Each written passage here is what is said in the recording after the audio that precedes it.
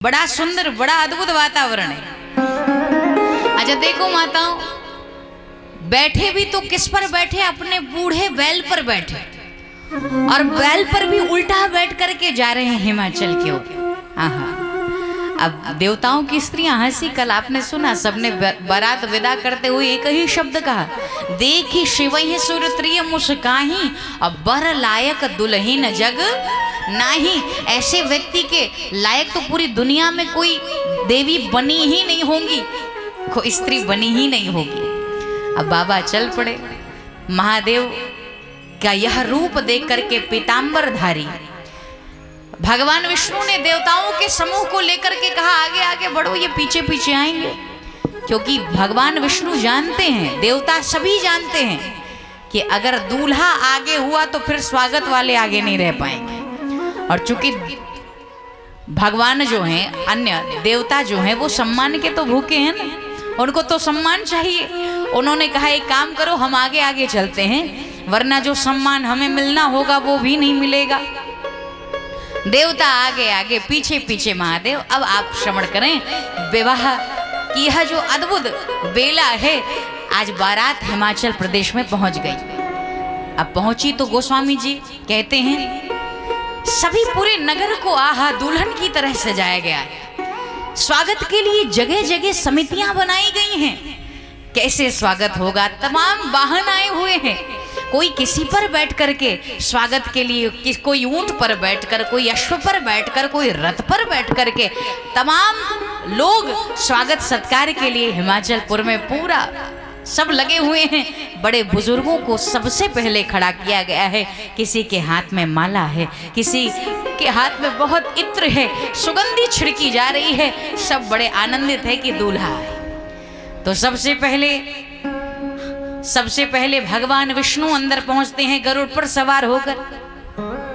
अरे एक ने कहा, अरे रुको रुको दूल्हे राजा, कहाँ बढ़े, हम आरती की थाली लेकर खड़े हैं। अरे रुक तो जाओ, कहाँ चले आप, पहले आरती तो करवा लो। भगवान विष्णु ने कहा, दरअसल हम दूल्हा नहीं हैं। तो कौन है? हम तो दूल्हे के पिताजी आए हैं। सबने कहा, क्या बात है कि दूल्हे के पिताजी तो बड़े सुंदर, ऐसे ही होता है ना माताओं में, बस पिताजी को देख लिया सब अनुमान लगा लेते हैं कि दूल्हा कैसा होगा। पिताजी को देखा और समझ जाते हैं कि दूल्हा कैसा होगा। अच्छा थोड़ी ही देर बाद हंस पर सवार ब्रह्मा जी अंदर पहुंचे। अरे रुको रुको दूल्हे राजा, हमको आपकी आरती करनी है। ब्रह्मा जी ने कहा, हम दूल्हा थोड़ी हैं। कौन हो भैया? अरे हम तो दूल्हे के बड़े भैया हैं। सबने कहा, क्या बात है, पिताजी और भैया तो बड़े सुंदर हैं। अब तो और लोगों की बेचैनी बढ़ गई, जल्दी दूल्हा आवे और दर्शन करे, जल्दी दूल्हा आना चाहिए। लेकिन थोड़े ही देर बाद ऐरावत पर सवार इंद्र भगवान अंदर पहुंचे। सबने कहा, अरे रुको रुको दूल्हे राजा, हमको आपकी आरती करनी है। इंद्र भगवान ने कहा, हम दूल्हा थोड़ी हैं। कौन है आप? हम दूल्हा नहीं हैं, बल्कि हम तो इस बारात के रखवाले हैं। सबने कहा, हाँ जिस बारात के रखवाले इतने सुंदर हैं तो दूल्हे का क्या पूछना, प्रतीक्षा करे दूल्हा ही आता होगा। अच्छा देवताओं की जमात देखी तो सब बड़े खुश थे, सब बड़े आनंदित थे। लेकिन जब शिव जी का समाज देख लिया तो क्या हुआ? बिडरी चले सब वाहन भागे, धरि धीरज तहाँ रहे सयाने। शिव समाज जब देखन लागे, सबसे पहले तो देवताओं का खूब सत्कार हुआ मैया। लेकिन दूर से जब शंकर भगवान का समाज आ रहा है, एक ने कहा, अरे वो पागलों का झुंड कहाँ से आ रहा है? किसी ने कहा, पागल नहीं, वही दूल्हा है। जब तक दूर थे तब तक तो पागल ही लग रहे थे, लेकिन जब पास आए, शिव समाज जब देखन लागे, बिडरी चले सब वाहन भागे, धरि धीरज तह रहे सयाने, बालक सबले जीव पराने। बच्चे भागे वहां से, और जितने वाहन तमाम आए थे स्वागत सत्कार के लिए, सभी भागे। भूत और प्रेतों का जो वर्णन आया है महाराज, ये भूत प्रेत भी बड़े अजीब हैं। और कैसे हैं? कहते हैं, को मुखहीन विपुल मुख का हो, विपुल मुख काहू बिनु पद कर को बहुपद बाहो। बिनु पद कर को बहुपद बाहो। और कह दिया विपुल नयन को नयन विहीना नयन विहीना रिष्ट पुष्ट को अति तन खीना। रिष्ट पुष्ट को अति तन खीना। को मुखहीन को मुखहीन को मुखहीन। गोस्वामी जी कहते हैं कि को मुखहीन विपुल मुख काहू। गोस्वामी जी कहते हैं ऐसे ऐसे बराती आए महाराज, को मुखहीन विपुल मुख काहू। को मुखहीन यानी किसी का सर है ही नहीं, शरीर ही जो धड़ है वही धड़धड़ाते हुए चला आ रहा है। और कौन कैसा है तो बोले विपुल मुख काहू। और एक ऐसा है जिसके कई मुख हैं। अच्छा, ऐसा ऐसा वर्णन है माताओं, किसी का ऐसे ऐसे भूत आए हैं कि किसी का मुंह कुत्ते की तरह है, किसी का मुंह सियार की तरह है, किसी का मुंह भेड़ की तरह है। महाराज पूछो मत, ऐसे ऐसे भयानक भयानक भूत आए हैं। बोलो शंकर भगवान की जय। अच्छा, वाहन तो भाग गए, बच्चे तो भाग गए, लेकिन अब जो बड़े बुजुर्ग ये भूल जाते हैं बार बार। ध्यान कहाँ है भैया? बोलो सियावर रामचंद्र की जय। हम निवेदन कर रहे थे आप सभी से, ऐसे ऐसे भूत आए हैं कि पूछो मत महाराज। तो आखिर वाहन तो सब भाग गए, बड़े बुजुर्ग जो वहां पर खड़े हैं वो तो भाग नहीं सके, तो उन्होंने क्या किया, तो वो बेहोश नहीं, बेहोश होने का नाटक करने लगे। अब देखो, जब बेहोश होने का वो नाटक करने लगे, सारे लोग तो भाग गए और बड़े बुजुर्ग जो भाग नहीं पाए वो बेहोश होने का नाटक करने लगे। एक भूत आया। अब कहीं और बर्फ मिलना भले मुश्किल हो, लेकिन हिमाचल प्रदेश में सब जगह बर्फ ही बर्फ था। तो एक भूत ने इतना बड़ा बर्फ का गोला उठाया और अध्यक्ष जी के सर पर घिसना शुरू कर दिया, जगाने के लिए मारा। अब जब उनका नेत्र खुला उस बड़े बुजुर्ग का, जब चेहरा देखा, जो भूत पूछ रहा है उसके सर ही नहीं है, अंदर से आवाज आ रही है उसकी। वो पूछ रहा है ये तो बताओ कि हमें जाना कहाँ है। अध्यक्ष जी ने कहा तुमको कहाँ जाना है ये तो हमको नहीं पता, लेकिन अब हमको कहाँ जाना है ये तो कन्फर्म है। तो ऐसे ऐसे भूत आए महाराज, पूछो मत। अच्छा, बच्चे डर करके गए, भागे और जाकर पहले दरवाजे को पीटना शुरू किया। अरे मैया दरवाजा खोल। माताएं अंदर सोचती है अरे क्या हो गया, पहले खोल तो सही। माताओं ने जब दरवाजा खोला, सारे बच्चे अंदर घुस गए, अपने अपने घरों में जा छिपे, अंदर से दरवाजे की कुंडी लगा दी। बच्चों ने कहा मैया, माताओं ने कहा विवाह देखने गए थे, ये क्या हो गया। बच्चों ने कहा दूल्हा नहीं, यमराज की सेना आ गई है, आज यहाँ कोई जिंदा नहीं बचेगा। अरे दूल्हा पागल है, बैल पर सवार है, और वो भी बैल पर उल्टा बैठकर पता नहीं कहां से आया है। उसके शरीर से चिता की भस्म आ रही है। उसको देख करके सारे घराती ही भाग गए। हम तो समझ लो कैसे कैसे अपना प्राण बचा कर चले आए हैं। बरु बोराह बसह असवारा, ब्याल कपाल विभूषण छारा। और गोस्वामी जी कह रहे हैं तन छार ब्याल कपाल भूषण नगन जटिल भयंकरा। कपाल भूषण नगन जटिल भयंकरा। संग भूत प्रेत पिशाच जोगिन विकट मुख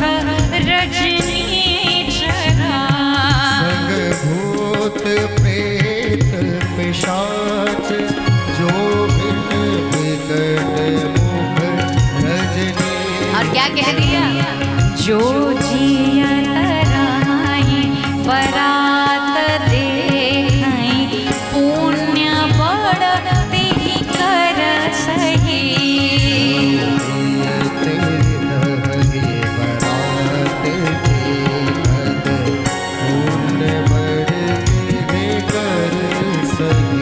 देखई सुमा विवाह घर घर बात असिलरी कन कही।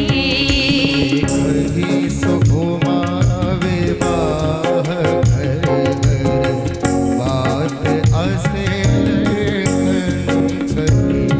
तन छाड़ तन छाड़ तन छाड़ तन तन छार ब्याल कपाल भूषण नगन जटिल भयंकर।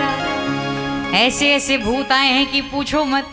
जब बच्चों ने कहा दूल्हा पागल है, बैल पर सवार है, साक्षात यमराज की सेना आ गई है, और ऐसी ऐसी सूचना सबने अपने घर में दी। अच्छा, नारद जी उधर तो थे, अब मैया मैना के पास जाकर के खड़े हुए। तो मैया मैना नारद जी से कह रही हैं कि नारद जी, ऐसी शुभ घड़ी को लाने वाले हमारे यहाँ तुम ही तो हो। अभी उनको कुछ नहीं पता महाराज, तो ऐसी शुभ घड़ी को लाने वाले आप ही तो हैं। नारद जी ने कहा वो सब तो ठीक है, लेकिन लोग बाद में भूल जाते हैं बखान करना। तो माता मैना ने कहा हम नहीं भूलेंगे, हम तो हमेशा आपकी तारीफ करेंगे। नारद जी ने कहा बाद में भी करती रहो तब तो, अभी तो करोगी, बाद में। मैया ने कहा मैं कभी नहीं भूलूंगी, मैं उनमें से नहीं हूं जो एहसान को भूल जाएं, मैं तो हमेशा आपकी तारीफ करती रहूंगी। तब से चारों ओर थोड़ा हड़कंप देखकर नारद समझ गए कि लगता है दूल्हा इधर ही आ रहा है, अब निकलना ठीक है, अब ज्यादा देर रुकना ठीक नहीं है यहाँ पे। और नारद जी झट से वहां से निकल पड़े। अब दूल्हा मैया मैना भी आरती की थाल लेकर के खड़ी हैं। कब दूल्हा आए, दूल्हे का परिछन करूं, दूल्हे की आरती उतारूं, अब प्रतीक्षा में है। इतने में दूल्हा तो उल्टा बैठा हुआ आया, ब्राह्मणों ने स्वस्ति वाचन कराया। अब मैया को बैल ही बैल दिखे, दूल्हा दिखे नहीं। जिसकी निगाह वाहन पे होगी वो भगवान उसको कहां से दिखाई देंगे, अभी भगवान दिख ही नहीं रहे। ब्राह्मणों ने कहा एक काम करो, पहले बैल की पूजा करो, और बैल साक्षात धर्म का प्रतीक। मैया ने पहले बैल की पूजा की। अब दामाद को कैसे देखे, तो अब बैल को उल्टा किया गया महाराज। तो जब उल्टा किया गया तो शंकर भगवान सीधे हुए, और जब बाबा का वह विकट वेश देखा, मैया ने बाबा का वह विकट वेश देखा, अरे बाप रे बाप, क्या हुआ।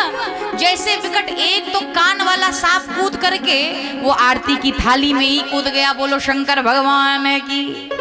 आरती की थाली में कूदा, मैया ने आरती की थाली ही उठा के फेंक दी और भागी अंदर, और भाग करके दरवाजा बंद कर लिया और रोना शुरू कर दिया कि ये क्या हो गया। नारद कर में काह बिगाड़ा, मैंने नारद का क्या बिगाड़ा था। क्योंकि नारद जी ने ही तो माता पार्वती को तपस्या करने के लिए कहा था, ऐसे पति को प्राप्त करने के लिए मेरी पुत्री को तपस्या करवाया। मैंने नारद का क्या बिगाड़ा। बहुत रोना शुरू कर देती हैं, कहती हैं आग में जलूंगी, पर्वत से कूद जाऊंगी, मर जाऊंगी, हाँ, लेकिन अपनी बेटी का विवाह ऐसे पागल पति के साथ कभी नहीं करूंगी। और बहुत दुखी होती हैं। अच्छा, उधर क्या हुआ। हर विवाहों में देखा जाता है ऐसे दो चार लोग होते ही हैं महाराज। शंकर जी से कहा गया, शंकर भगवान से कहा गया कि आपकी सास ने आपको आरती नहीं की, आपकी आरती नहीं की आपकी सास ने, क्या अब भी आप विवाह करेंगे। शंकर जी ने कहा सुनो, पहली बात तो यह है कि हम विवाह करना नहीं चाहते थे, और अब जब आ गए हैं तो बिना किए तो जाने वाले हैं नहीं। और दूसरी बात, तुम कहते हो हमारी आरती नहीं हुई, मेरी सास बड़ी बुद्धिमान है। अरे वो तो जानती है कि जिसके रोम रोम में करोड़ों करोड़ों सूर्य का वास है, यदि एक दीपक ना ही दिखाएं तो उसका क्या बिगड़ जाएगा। इसीलिए कहा प्रचंडम प्रकृष्टम प्रगल्भम परेशम अखंडम अजम भानु कोटि प्रकाशम। तो जिसके रोम रोम में करोड़ों करोड़ों सूर्य का वास है, यदि उनको एक आरती ना ही दिखाए तो उनका क्या बिगड़ जाएगा। इसीलिए हमारी सास ने आरती नहीं की। भगवान शंकर हर विपरीत परिस्थिति को भी अच्छे अर्थों में ले लेते हैं। और आजकल तो लोग बात बात में बारात लेकर लौटने के चक्कर में ही रहते हैं। ऐसे भविष्य में बनने वाले सभी दूल्हा लोगों से भगवान शिव निवेदन करते हैं कि जरा जरा सी बात बिगड़ी तो आप पूरा बारात लेकर के निकलते बनते। और एक कन्या के विषय में तो सोचो, कन्या का तो कोई दोष नहीं है, कन्या का तो कोई दोष नहीं होता, लेकिन लोग बात बात पर ऐसे अकड़े रहते, महाराज बारात लेकर निकलते बनते। तो ये कथा कहती है भगवान शंकर जाते नहीं है, बल्कि बढ़िया जाकर जनवासे में बैठ गए। अब क्या होगा, मैया मैना बड़ी दुखित हो जाती हैं। मैया मैना कहती हैं आग में जल जाऊंगी, मर जाऊंगी, लेकिन अपनी बिटिया का ऐसे पागल पति के साथ मैं कभी भी विवाह नहीं कर सकती। मैं मरने को तैयार हूं, लेकिन विवाह ऐसे पागल पति के साथ नहीं करूंगी। इतने में नारद जी आ जाते हैं। भैया इतना ही कहना है।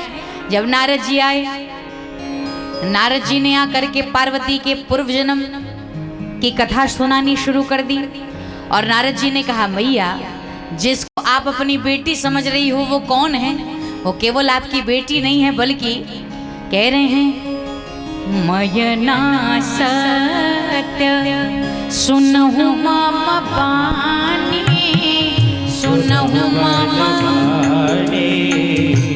जगदम्बा तव सुता भवानी, जगदम्बा सुता भवानी। कह रहे हैं अजा अनादि शक्ति अविनाशिनी, शक्ति अविनाशिनी, सदा शंभुवर धंग निवासिनी, सदा शंभुवर धंग निवासिनी।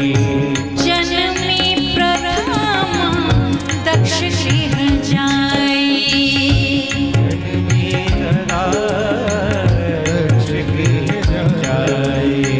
जन्मी प्रथम दक्ष गृह जाई, जन्मी प्रथम दक्ष गृह। पूरी कथा सुना दी। नाम सती सुंदर तन पाई, नाम सती सुंदर तन पाई। और क्या कह दिया, एक बार आवत शिव संगा, शिव संगा देखियो रघुकुल कमल पतंगा, देखहु रघुकुल कमल पतंगा। भयहु मोहि शिव कहा न कीना, कहा न कीना, भ्रमवश वेश सिय कर लीना, भ्रमवश वेश सिय कर लीना। सती ने सीता का वेश बनाया। इस अपराध के कारण भोलेनाथ ने उनका परित्याग कर दिया। अब आपके यहाँ आपकी बिटिया के रूप में जन्म ली हैं, लेकिन इनको अपनी बेटी समझने का घोर अपराध मत करिए। ये तो साक्षात उमा अंबिका भवानी हैं, सदा शंभु अर्धंग निवासनी। ये तो सर्वदा शिव की प्रिया हैं। जब मैया को ये पता चला, अब देवी विवाह के लिए तैयार हो जाती हैं। अब विवाह के लिए हाँ तो कह दिया जब सब ज्ञात हुआ, लेकिन अब जब विवाह के लिए हाँ कह दिया तो सर्वप्रथम बारातियों को क्या कराया गया, आपातकालीन मीटिंग पहले बिठाई गई। और मीटिंग में यही प्रस्ताव पारित हुआ कि भैया पहले इन भूत प्रेतों को खूब खिलाओ, क्योंकि न जाने ये कब इंसानों को खाना शुरू कर देंगे, इसकी कोई गारंटी। पहले इनको खूब खिलाओ। और यह बात जैसे ही आपस में विचार छिड़ता है, सबसे पहले बारातियों को खूब बढ़िया जिमाया गया, खूब बढ़िया खिलाया गया। बड़ा अब खिलाने के बाद जब सब संतुष्ट हुए, अब विवाह होता है। अच्छा, राम जी के विवाह में बाद में भोजन पंक्ति बैठती है, भोजन प्रसादी ग्रहण करते हैं, लेकिन शंकर जी के विवाह में पहले ही भोजन कराया गया। और ऐसे ऐसे भूत हैं महाराज के पूछो मत, इतना इतना खाने वाले। अच्छा, खाने वाले भी कम नहीं होते। एक बार एक विवाह में एक आदमी पहुंचा, गिन करके 90 पूड़ी खा गया महाराज, 90 पूड़ी खा गया, सोचो। अच्छा, एक बार की घटना आपको और बताऊं। एक बार तो एक व्यक्ति अपने ससुराल पहुंचा। आहा, जैसे ससुराल पहुंचा, अब पहली बार पहुंचा था, जाते ही समझ जाओ 50 पूड़ी तो खा ही लिया होगा उसने। अब जो उसकी धर्म पत्नी थी उसको बड़ी संकोच हो, बड़ा बुरा लगे, तो वो अब मायके में उसके पति आए हैं तो बेइज्जती होगी, तो उसको बड़ा बुरा लगे। तो उसने धीरे से पर्दे के पीछे से अपने पति को इशारा किया, क्योंकि पति करता क्या था, एक पूड़ी उठाई, सब्जी में लपेटा और सीधे अंदर। तो पति ने धीरे से पर्दे के पीछे से कहा, पति देव कम से कम एक पूड़ी में 2-2 भाग तो करो महाराज, तोड़ के तो खाओ कम से कम। तो उसको ये लगा कि हमारी धर्म पत्नी ये कह रही हैं कि जो ससुराल में पहली बार आता है वो 2-2 पूड़ी साथ ही उठा के खाता है। इशारा भी गलत समझ के 2-2 पूड़ी ऐसे ऐसे खाने वाले लोग। लेकिन भगवान शिव के विवाह में ऐसे ही ऐसे बराती हैं महाराज, भूत प्रेत इतना खाते हैं पूछो मत। लेकिन धन्य है, सबको खूब खिलाया गया, संतुष्ट किया गया, क्योंकि जहाँ पर अन्नपूर्णा ही साक्षात हैं, अन्नपूर्णे सदा पूर्णे शंकर प्राण वल्लभे, साक्षात उमा अंबिका ही हैं, वहाँ अन्न धन की कमी नहीं है। इसके पश्चात भगवान शिव आते हैं, मंडप में बैठते हैं। ब्राह्मणों ने भगवती को लाने का आदेश दिया। माता पार्वती आती हैं, उनके रूप को देखकर सभी आकृष्ट हो जाते हैं, इतनी सुंदर हैं।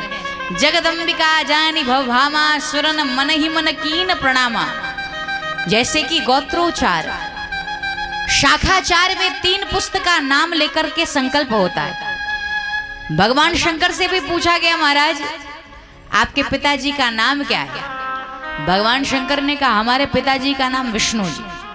किसी ने कहा, ब्राह्मणों ने पूछा, बाबा आपके दादा का नाम क्या है? उन्होंने एक झटके में कह दिया, ब्रह्मा जी। अब उनसे पूछा गया कि आपके परदादा का क्या नाम है? भगवान शंकर ने कहा, ऐसा है कि अपना परदादा तो मैं खुद ही हूँ, अपना परदादा तो मैं ही हूँ महाराज, क्योंकि हमारे जन्म का कोई पता ही नहीं है। ऐसे भगवान शंकर का विवाह हुआ। आज माता पार्वती का हाथ भोलेनाथ के हाथ में देख करके जस विवाह के विधि श्रुति गाई, महामुनिन सो सब करवाई, और गही गिरीश कुश कन्या पानी, और भव ही समर्पी जानी भवानी। और अपनी बिटिया का हाथ भोलेनाथ के हाथ में मैया मैना हिमवान रख करके आज कहते हैं कि महाराज बड़ी सुंदर बात कही कि इनको हमेशा अपना मानकर, अगर छोटी बहुत थोड़ी बहुत गलती हो जाए महाराज तो क्षमा करना हमारी बिटिया को।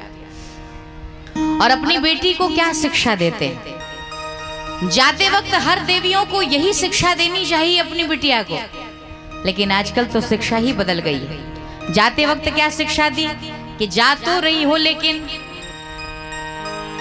कहती हैं करे सदा शंकर पद पूजा, करियो सदा शंकर पद पूजा, करियो सदा शंकर पद पूजा, करियो सदा शंकर पद पूजा। नारी धर्म पति देव न दूजा, नारी धर्म पति देव न दूजा, करियो सदा शंकर पद पूजा, करियो सदा शंकर पद पूजा, शंकर पद पूजा। पद पूजा। कितनी सुंदर सिखावन दी है, करियो सदा शंकर पद पूजा, क्योंकि नारी धर्म पति देव न दूजा। कि बिटिया जा तो रही हो, लेकिन हमेशा शिव की प्रिया बनी रहना और शंकर भगवान की खूब सेवा करना। एक बार यही कथा हम दिल्ली में कह रहे थे, एक माता जी उठी और कहती हैं कि देवी जी, आप जिस श्री रामचरितमानस को पढ़ने के लिए कहती हैं, इसमें लिखा ही क्या है? इसमें जहां देखो वहीं पर पति की पूजा करो, पति की पूजा करो। अब हम कुछ नहीं करेंगे, केवल आज से पति की ही पूजा करेंगे।